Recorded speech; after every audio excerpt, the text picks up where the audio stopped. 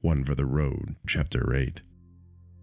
Burke's list of errands took Ben the better part of a day to complete, not for any real difficulty other than LA's traffic and its exceptionally lackluster public transit system. The errands themselves had largely been quick and painless, if a bit strange. The storage facility had been no problem, in and out, but at the lawyer's office and at the house especially, he had gotten an off-putting feeling. The lawyer he had chalked up to merely being surprised by seeing a teenage boy instead of Curtis Burke. But the house had been somehow eerie, foreboding. It was an old Victorian-style place in Echo Park, with a long concrete staircase that rose from the gate at the sidewalk, across the lawn, and to the front door. It was painted black, not unlike the hotel, although this finish was faded and chipped. And the paint even covered the windows. Who did that? The lawn had long been overtaken by dense weeds. It's haunted, he had thought, extremely thankful that he was not tasked with going inside. He seemed to feel a kind of blackness emanating from the property, and it wasn't just the paint job. Looking at it somehow reminded him of the worst things he had seen on the street. All the people in states of walking decay, all the hollow, vacant eyes, the dead bodies. Even Royal's hackles had risen, and he was once again producing that guttural growl. He unlocked the gate to walk the perimeter, and immediately upon seeing no broken windows or open doors, left as quickly as he could, trying to push away those dark memories. He couldn't find an affordable doghouse anywhere, at least not one that came in pieces that would fit down the tiny alleyway. So he bought a dog bed, a chew toy, and a small bag of food from Petco, along with a few wooden fence posts, 2 tarps, and a shopping cart he was forced to liberate from Home Depot. Collecting his belongings had surprisingly been just as simple as the sanitation worker made it out to be, and he even opted to keep his tent and larger items in the small storage unit that they had provided free of charge, as long as you checked in once a month. Otherwise, they would be forced to dispose of it to make space. Back at the hotel, he quickly set his stuff inside the lobby, just to the right of the door, before he could catch Burke's attention. He wanted to get Royal set up first. Together they squeezed through the thin corridor once more. The world was beginning to take on that dull, rusty look as the sun prepared to fade away into the west. Soon, it would be dark. He laid the first tarp over where Royal had begun to dig his little nook in the tall grass, so that the bed didn't get too cold and damp from the morning dew. Next, he stabbed the fence post into the dirt as deep as he could manage. One struck a rock or something. He moved it a bit to the left and it went. Using bungee cords that he had at his camp, he hooked one end to the eyelet in the tarp and wrapped it around the post before hooking the other end in the same eyelet. When all was said and done, he had a makeshift but functional triangular lean-to tent. He was happy with his work, and from the looks of it so was the dog. He immediately went in to probe the construction with his nose and laid down for a moment, chin low, tail wagging, before darting to Ben and jumping on him. The boy caught his paws, and for a moment they looked like an absurd pair of dancers in the dwindling daylight. They played tug-of-war for a bit with the toy, and then he realized he should probably go check in with Bert and let him know everything got done, and of course, collect his pay. He put out a dish of food and a dish of water. "Stay, boy. I'll be back to say goodnight, don't worry." He patted the dog's head, who only whimpered in reply, but surprisingly, obeyed the command. As he passed back through the gap and onto the sidewalk, he was startled by an old man who was standing off to the left of the opening, in the doorway of a shuttered upholstery business. He looked like he had stepped out of an old spy movie. Long black coat, black leather gloves, and a worn but beautiful leather satchel. He ran his gloved hand across his hair as he spoke. "Young man, you're staying in this hotel, aren't you?" His emerald eyes stared straight into Ben's brown ones. They were calm, lucid, and disarming. "Look, mister, I don't that. You're working there, right? For how long? Have you been fucking following me or something? You kind of a pervert? I think I could outrun you pretty easily, Grandpa, and I have a dog right down that alley. A big one, so you better just leave me alone. Ben would never know how bad that grandpa comment stung Raphael in the moment. It never showed on his face, but in Raphael's mind it seemed to perfectly sum up and confirm his growing insecurities. This 17-year-old boy could almost certainly outrun him. You're right to be cautious. No shit. You're right to be cautious. But I'm not a pervert. I haven't been following you. I've been watching this hotel. Well, what are you, a detective? Raphael produced a private investigator's license from his breast pocket and displayed it for the boy. Raphael Velas, I'm conducting an investigation involving the owner of the Castle Carlisle, and I was just hoping to ask you some questions. I'm sorry to startle you, but it was important that I caught you before you went in for the night. I really don't know much. Last night was my first night, and today I just ran a few errands for the attendant for a little cash. I really don't think I can help you. And if I could pay you for your time, what then? Raphael could see the answer in the boy's eyes before he spoke, and had already known it even before he asked the question. The boy was desperate, and had clearly lived a hard life for one consisting of so few years. He almost felt guilty for manipulating him so, but ultimately, he knew the boy needed the money, and he could tell that he wouldn't just shoot it up his arm or smoke it away. He looked far too healthy. I'll answer your questions, but only if you still pay me if I can't help. And we talk right here. Ben didn't even think to ask how much. It didn't matter, if all the old man really wanted was answers. Ben still thought he might be trolling for young male prostitutes. I don't want to be spotted by the subject of my investigation. It's not very beneficial to the process. Could we take a short walk? Ben was apprehensive, still aware that this could be a setup, the old man luring him to a spot where his accomplices can snatch him and do God knows what to him.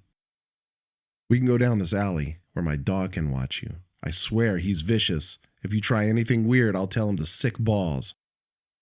Ben ushered for the old man to make his way down the corridor first, placing his palm on the hilt of his knife as he did, hoping to draw the man's attention to it. He acknowledged it, but seemed altogether unconcerned. This made Ben feel a bit more at ease, although he wasn't sure it should. He followed the old man through, unaware of the horrors that were replaying in Raphael's head, as he was reminded of the crack in the wall somewhere beneath them.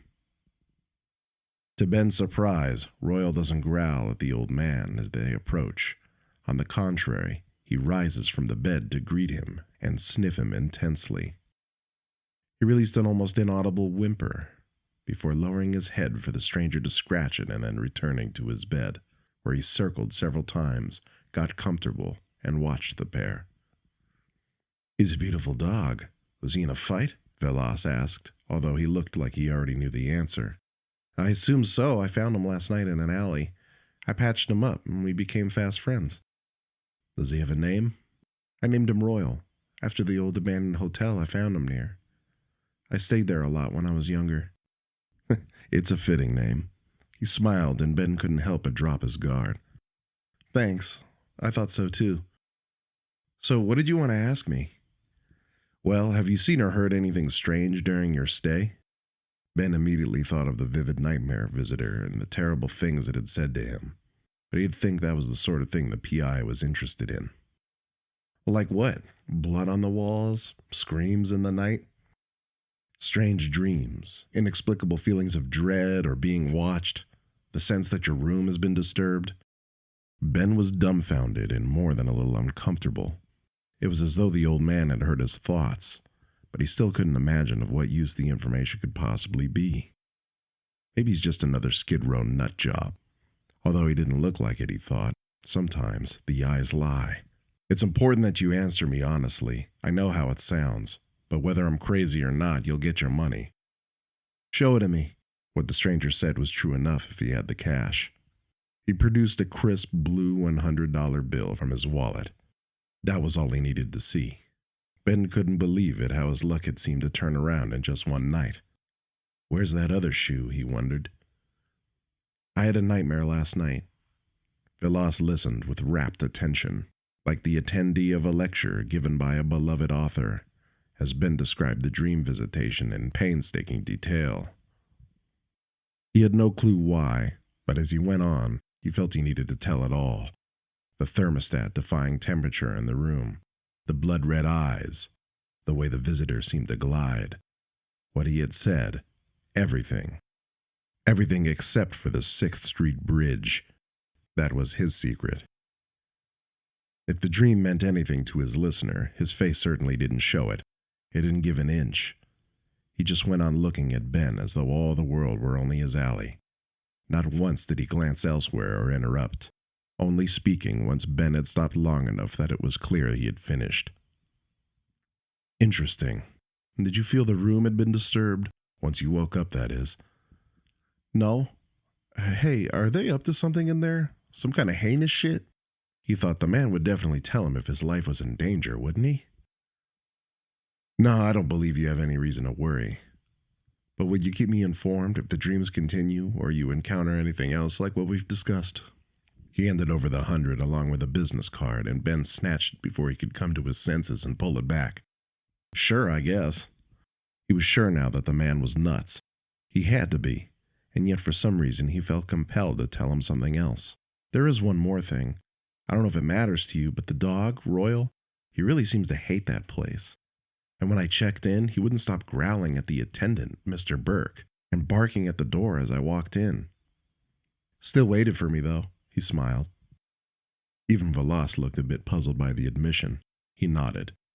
Thank you. Don't hesitate to call me if there's anything else. I didn't catch your name. Ben Reyes. Thank you, Ben. Have a good night. Then, to the dog, and you too, Royal. It was nice to meet you both. And with that, he squeezed his way through the gap, which was considerably tighter for him, and was gone. What the hell you think that was about, buddy? If the dog knew, he didn't say, only looked up at him, as though pleading with him not to leave. He gave his head a good scratch and a pat. I'll see you in the morning. Enjoy the new bachelor pad. Raphael squeezed his way out of the narrow alley, pushing away thoughts of the crack below the hotel, with its putrid miasma of rot and death. The crack that he knew he would be making a return to in 12 hours or so, and was shamefully dreading. He was beginning to feel a sense of things falling into place, although the boy, with his shaggy brown hair and brow furrowed in a perpetual state of suspicion, had presented a new quandary. The creatures beneath the hotel were essentially some kind of guard dog. He was sure of that now. The freight elevator told him so. During Prohibition, there had been hundreds of bootlegger tunnels throughout the city. Most likely that was what the now 3 horrors were calling home. Perhaps they had been sealed away for decades, and only now had they, or erosion, created the crack to allow their escape. It made sense. His quarry had historically been a very cautious predator. In a way, the hotel confirmed that. But that didn't explain the other presence he had felt at the scene last night. The one who had only watched, the voyeur. Another variable, but a small one, he thought. The boy, on the other hand, is another story. His supposed dream was the main concern. He had been visited by a monster last night. Perhaps the one once known as Victor Carlyle. Perhaps one of his kin. But Raphael believed it was the former. And Raphael could see in the boy's eyes that the deep, dormant alarm in his body knew what his rational mind could not accept. It had been no dream. Yet the boy hadn't been bitten, and obviously not turned. That begged the question of why. That last statement the boy had recounted to him echoed in the back of his mind. I see steel in you. I want to see if I can forge a weapon. There was steel in the boy, on that at least, he and Carlyle agreed. That much was evident. Sicking the dog may have been a bluff, but the straight-bladed hunting knife on his side was not. Something told Raphael had he been a child predator, or worse, the boy, Ben, would not have hesitated to stab him. The subtle way his hand hovered in the air above the knife's hilt made that clear. That and the look in his eyes. Swapping the generic noun, the boy, for the proper one, Ben, in his mind, shot a pang of guilt through him. He should have told Ben to check out immediately, to flee from the place now. Damn where you sleep tonight. It would be safer than that Castle Carlisle. But he wasn't sure that was the case, and he needed the information. The creature's interest was apparently beyond that of mere sustenance, assuming it wasn't just toying with its prey. Maybe he wanted the boy as a new familiar, or maybe something worse. Or, possibly, it was that mask of feigned humanity bleeding in, providing a chink in the armor. Maybe the thing was just lonely. Something had convinced Raphael to leave the boy to another night in the hotel. Something old and deep, from the same place where Ben's feelings about the dream arose. An instinct. Only Raphael had nourished his and honed it and learned to heed its whispers. And it said that the boy would be of use to him there. He thought of the elevator.